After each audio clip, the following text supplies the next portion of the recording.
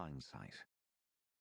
So it really shouldn't come as any surprise that there are always going to be people who prefer to give all their spare time, their personal time, to looking backwards instead of forward, investing all their happiness in recreating some one special part of the past. Once upon a time, in the grand days of old England, there were wonderful things called steam trains. Huge steel beasts thundering across the great green countryside, connecting even the smallest of communities, one to the other. They roared like dragons, breathed fire and smoke, and the ground shook at their passing.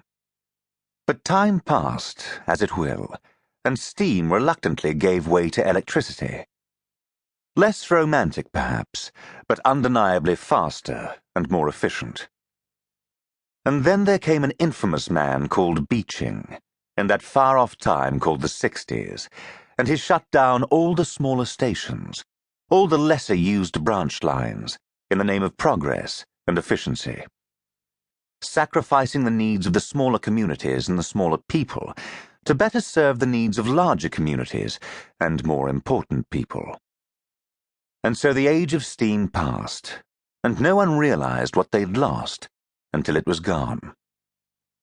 The small railway stations were abandoned, left to rot and ruin in a slow, sullen silence. Ghosts of an old way of life. But wherever the past is remembered, and sometimes even worshipped, it is never really gone. The ghost finders came to Bradley Halt, in Yorkshire, on a cool autumn evening. Once a small but thriving railway station, in the very north of England, Bradley Halt was left behind when the map changed, and its trains were sent somewhere else. Now it was a few abandoned buildings, full of dust and shadows and rusting rails covered in weeds. Set in the bottom of a deep, dark valley between two tall grassy walls, with wide mountainous slopes stretching away on the one side, and great stony inclines on the other. A cold wind blew fitfully through the station gap, and sighed mournfully in the single tunnel mouth. You could drive right past, and never know Bradley Halt was still there. And for many years, most people did. An old-fashioned black taxicab delivered the ghost finders to the top of one grassy slope, after a lengthy journey down many winding roads, from the main line railway station at Leeds. The taxicabby slammed his vehicle to a halt a more than comfortable distance away from the top of the valley, and sat grimly in his seat, refusing to emerge, even to help his passengers with their luggage.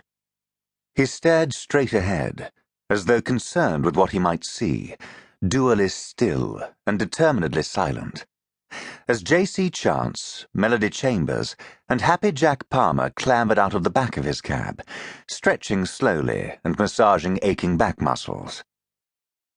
Melody dragged her scientific equipment out of the boot, while J.C. paid the driver, and Happy took in the new surroundings with his usual miserable and put-upon expression. The taxicabby snatched his fare the moment it was offered, and departed at speed, not even bothering to check if J.C. had added a tip. The three ghost finders watched the taxi depart, then looked at each other.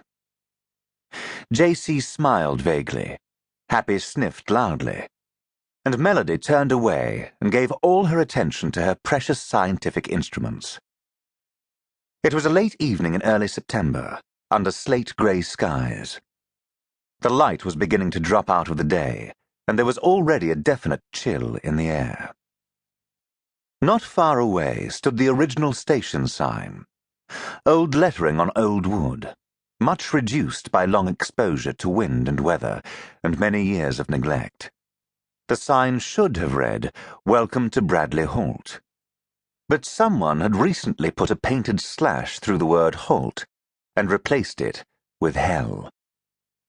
The three ghost finders stood together at the top of the steep, grassy slope, looking down into the valley below, taking in the sights such as they were. Battered stone and wood buildings stood slumped together on either side of the sunken railway lines, the long platforms hidden under a